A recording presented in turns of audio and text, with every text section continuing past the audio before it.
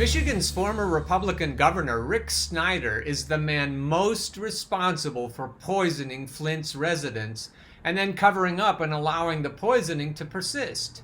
He has permanently damaged people's lives by exposing them to lead poisoning, ruining their homes due to lead in the pipes, and causing misery and pain that will sadly last for generations. He should be in prison.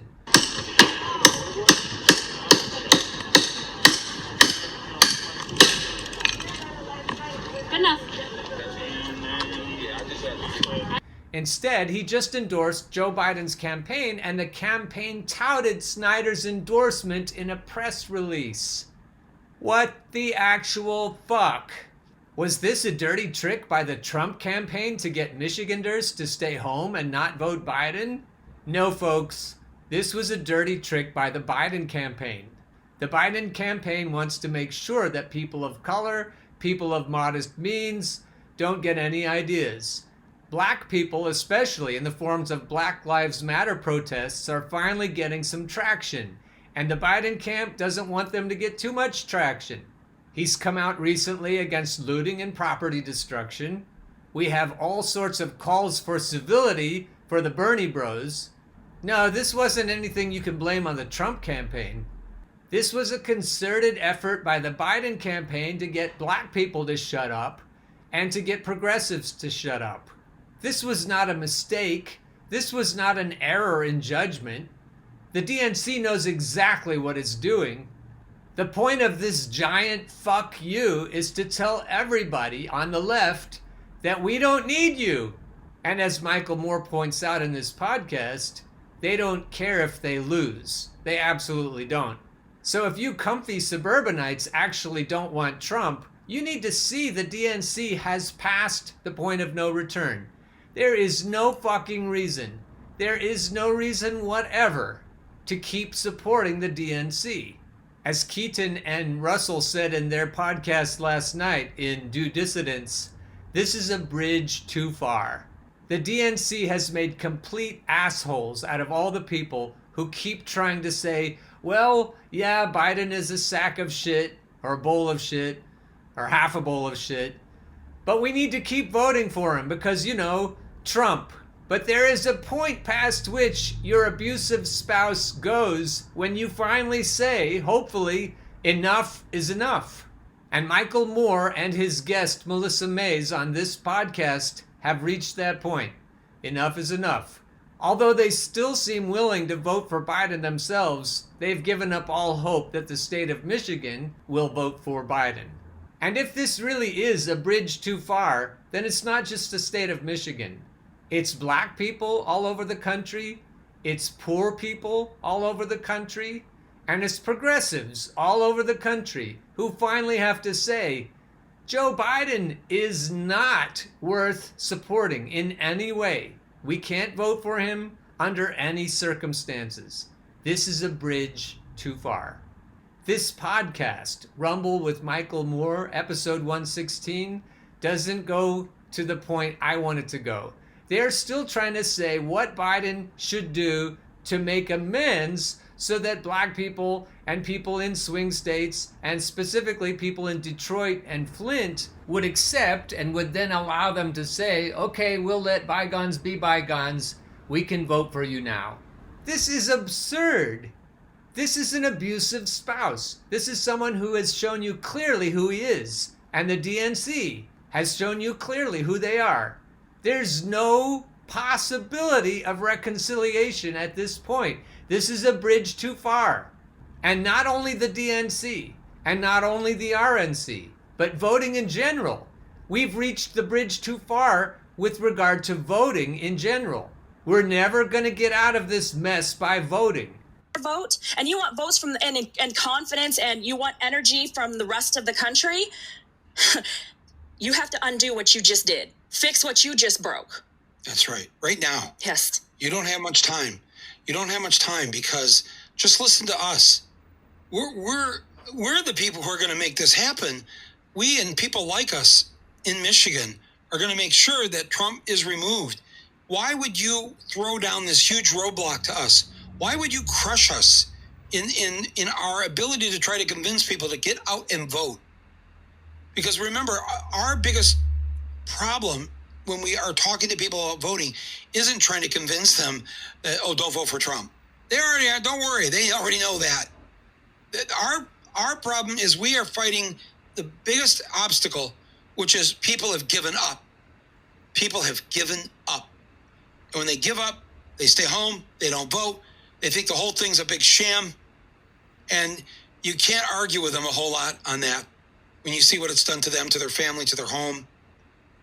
And to have the candidate embrace this act of violence, this violent ex-governor who caused all of this pain and suffering, boy, they don't really give a shit, do they? And that's exactly what somebody living in Flint and in Michigan is thinking right now. Absolutely. And if you're personally affected by it, it's very hard to overcome that. Now, if you live in West Bloomfield, if you live in Ann Arbor, if you live in East Lansing, you live in the, Traverse City, you can say, well, what are you so upset about? Because your water will always be fine. They will never get away with poisoning your children. You who live in the white communities that have some money, it's if you haven't lived the experience, I don't know what to say. Hopefully you'll just automatically have empathy, that you don't need to live the experience. You have enough empathy in you to care about those who've suffered in Flint. I've been so worried about what are these Democrats, what are they going to do to blow it? Even I don't know, did you have this? Of course, we're all so full of the thing is, when you're a conspiracy theorist from Flint, you're actually a fact and truth teller, because you are the victim of an amazing conspiracy that they kept quiet for some time. But it almost looks like, if you just step back from it, let's say you were a Martian, you just landed here and you're trying to figure this out. It looks like Trump called Snyder and said, hey, you can help me in Michigan, endorse Biden.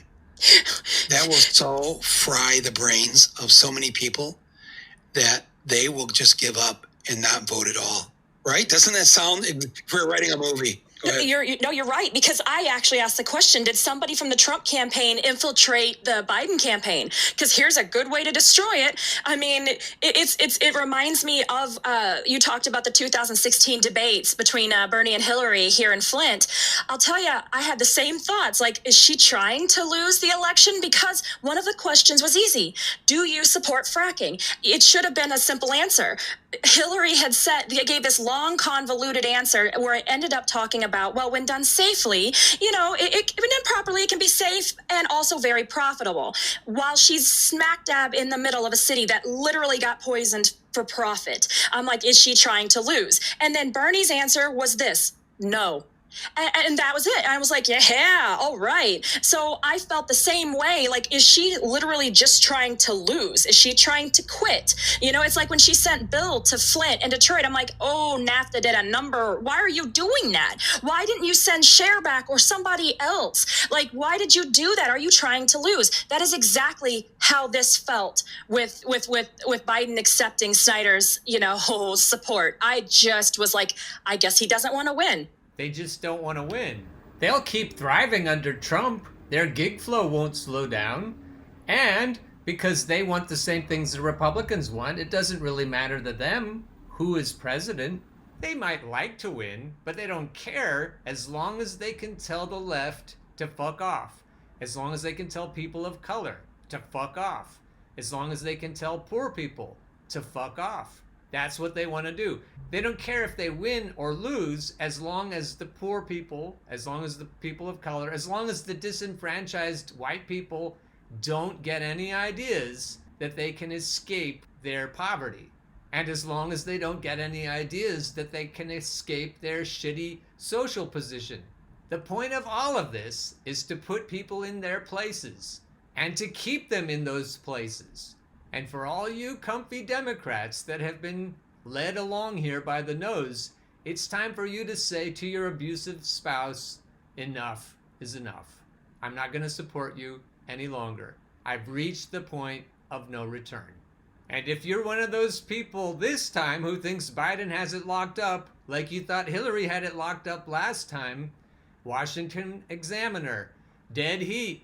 Trump erases Biden's 8-point lead in Pennsylvania as black voters abandon Democrat. Former Vice President Joe Biden, who calls himself a kid from Scranton, has lost his wide lead over President Trump in his native Pennsylvania, where the 2020 presidential race is a dead heat. The latest Rasmussen Reports poll showed that both are tied at 46%. And significantly, said the poll analysis, among the 82% of voters who said they are certain how they will vote, Trump holds a 51% to 49% advantage. Trump has a statistically significant lead among the 82% of voters who said that they are certain how they will vote.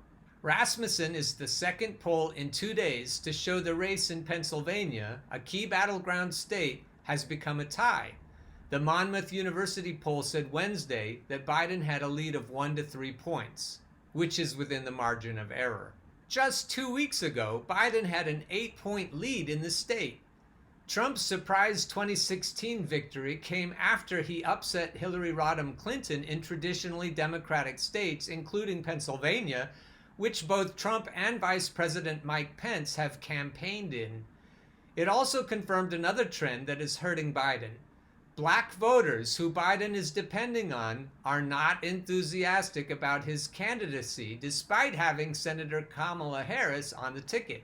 And if you didn't know this, Flint is primarily populated by black people. Black voters especially should have come to this bridge too far. Even the older black moms who voted for Biden in the South, you need to look up to Flint and you need to say, no, this is too much. I've reached my point of no return. Enough is enough. After looking at Biden's gleeful acceptance of Snyder's endorsement, you just have to say it. That's too fucking much. Rasmussen found that just 67% of black people in Pennsylvania support Biden, while 27% back Trump. That's staggering. The analysis said, worrisome for the former vice president, worrisome is an understatement, is his 67% black support, low for a Democrat, with the incumbent earning 27% of the black vote in Pennsylvania. Trump leads among whites and other minority voters, including Hispanic voters. That's not worrisome. That's devastating. Michael Moore is one of many comfortable Democrats who really, really want Donald Trump to lose. He sounded the alarm last time. He said in swing states, Hillary's gonna fucking lose. And he was right. So if you're one of those comfy Democrats that really, really doesn't want Donald Trump to win, you need to pay attention this time. But what are you gonna do? The DNC won't listen to you if you scream at them to replace Joe Biden with somebody else.